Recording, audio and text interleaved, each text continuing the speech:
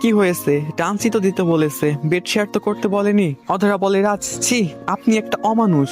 এসব বলতে মুখে আটকায় না, আপনার সম্পূর্ণ অধিকার আছে আমার উপর।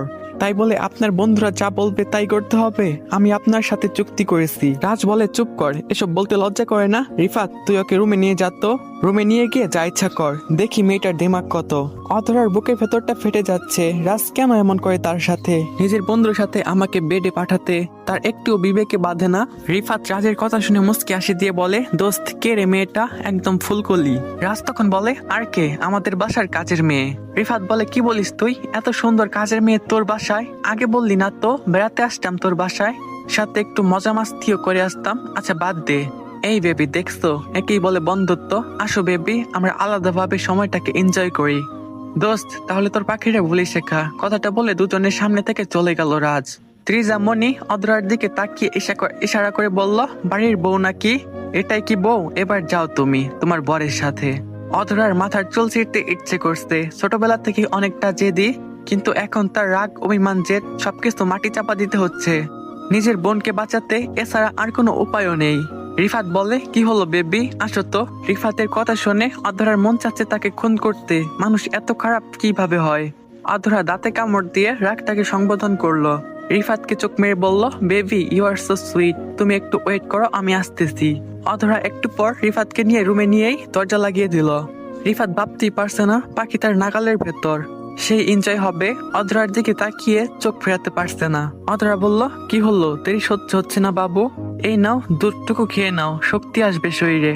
এই বলে রিফাতের মুখের সামনে দুধের গ্লাসটা ধরলো। রিফাতের মনে হচ্ছে মেঘনা চাইতে বৃষ্টি পেয়ে গেছে সে। রিফাত অধরার দিকে তাকিয়ে এক শ্বাসে দুধটুকু খেয়ে নিল। অধরা রিফাতের সামনে দাঁড়িয়ে তার ঠোঁট কামড়াচ্ছে। রিফাত অধরাকে এভাবে দেখে নিজেকে কন্ট্রোল করতে পারছে না। রিফাতের মনে হচ্ছে সে পাগল হয়ে যাবে। রিফাত বলল, বেবি, দূরে কেন থাকো, কাছে আসো। অধরা বলল, আসছি তো বাবু, তোমার একটু তর্স হয় না? আসছি তো।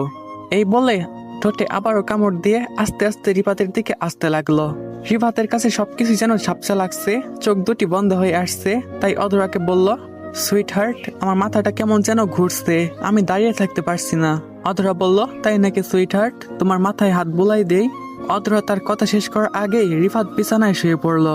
অধরা মনে মনে বলল, যাক বাবা, বাঁচা গেল। আল্লাহর রহমতে পিলগুলো খুব দ্রুত কাজ করেছে। ভাগ্যিস মাথায় বুদ্ধিটা এসেছিল। যাই হোক, আগে আমাকে টিচ করার শাস্তিটা দিয়ে নেই। এই বলে অধরা তার পায়ের জুতা খুলে রিফাতের দুগালে বাড়ি দিতে দিতে বলল, শয়তানের থানা, তুই আমাকে বেবি ডাকস? কত সাহস তোর? আমার সাথে এনজয় করতে চাস? তোর মতো ছেলে আমার সাথে কি না ডান্স করবে? এখন কেমন লাগে? ওহ, তুই তো এখন কিছু বুঝবি না, বুঝলি ঘুম থেকে ওঠার পর। অথরার এখন খুব হাসি পাচ্ছে। কত সুন্দর করে রিফাতকে তোদের সাথে ঘুমের মেডিসিন মিশিয়ে তাকে টিচ করার প্রতিশোধ নিল, এটা ভেবে তার নিজেরই হাসি পাচ্ছে। অধরা রিফাতকে ঘরে রেখে এসে দেখে রাস্তার বন্ধুদের সাথে কথা বলছে। ত্রিজামণি ডায়েরিটা তার পাশে দাঁড়িয়ে আছে। অধরা কেন জানি রাজের পাশে কাউকে সহ্য করতে পারে না। ত্রিজামণি বলল, এই অধরা, আমার জন্য 2 প্যাক ড্রিঙ্কস আনো তো। অধরা বলল, জি ম্যান, আনছি। মনে মনে বলল, এবার তোকেও বোঝাবো আমি কে। অধরা লুকিয়ে ত্রিজামণির গ্লাসে ঘুমের পিল মিশিয়ে দিল।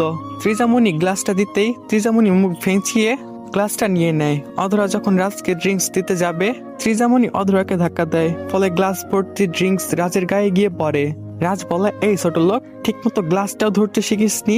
এই বলে অধরার গালে ঠাস ঠাস করে কয়েকটা চড় বসিয়ে দিল রাজ। অধরা বলল, সরি, আমি দেখতে পারিনি। এখন ন্যাকামি হচ্ছে তাই না? রাজ, এই মেয়েটা ইচ্ছে করে তোমার গায়ে ড্রিঙ্কস ফেলে দিছে। অধরা ত্রিজামণিকে বলল, আপনি দেখছেন আমি ইচ্ছা করে ফেলেছি? ত্রিজামণি বলল, রাজ দেখতো মুখের উপরে কিভাবে তর্ক করে। এই বলে ত্রিজামণি অধরার গালে চড় বসিয়ে দেয় আর চোখ ইশারা দিয়ে অধরাকে বলে, কেমন দিলাম? অধরা অসহায় দৃষ্টিতে রাজের দিকে তাকিয়ে আছে। সে ভাবছে রাজ ত্রিজামণিকে কিছু বলবে, কিন্তু তার ভাবনা সম্পূর্ণ ভুল। এদিকে সবাই ডান্স করছে। এমন সময় ত্রিজামণি রাজকে বলল, আমার ঘুম পাচ্ছে, আমি আসি। ত্রিজামণি চলে গেল। রাজ অধরার দিকে তাকালো। অধরাকে আজ কেন জানি অদ্ভুত রকমের সুন্দর লাগছে।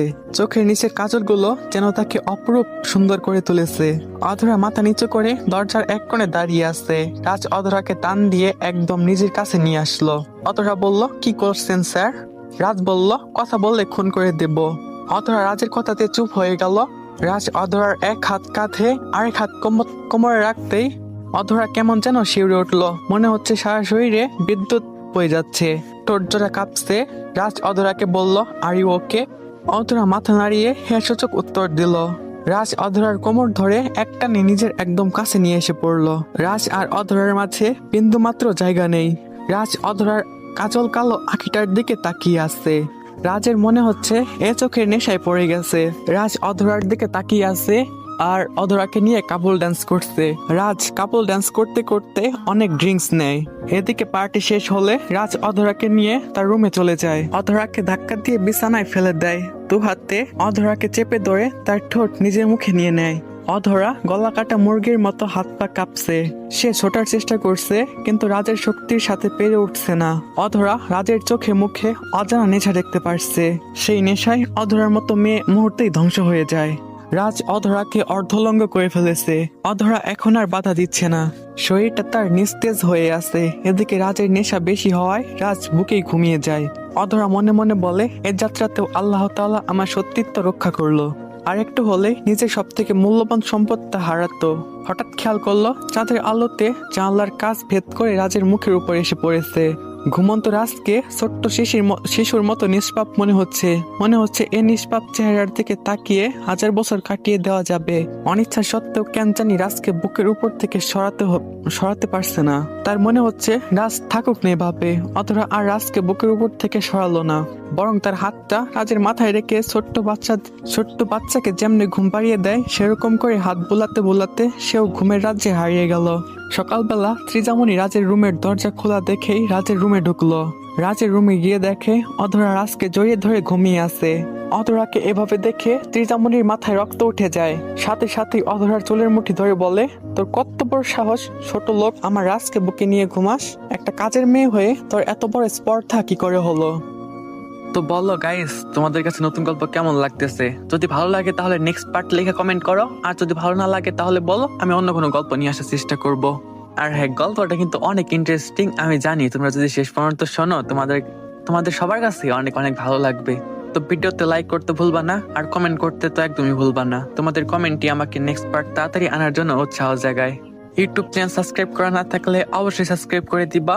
আর যারা টিকটকে দেখতেছো তারা অবশ্যই টিকটক আইডিটা ফলো করে দিবা। তো ভালো থাকবে সবাই, আল্লাহ হাফেজ, দেখা হবে পরবর্তী পর্বে।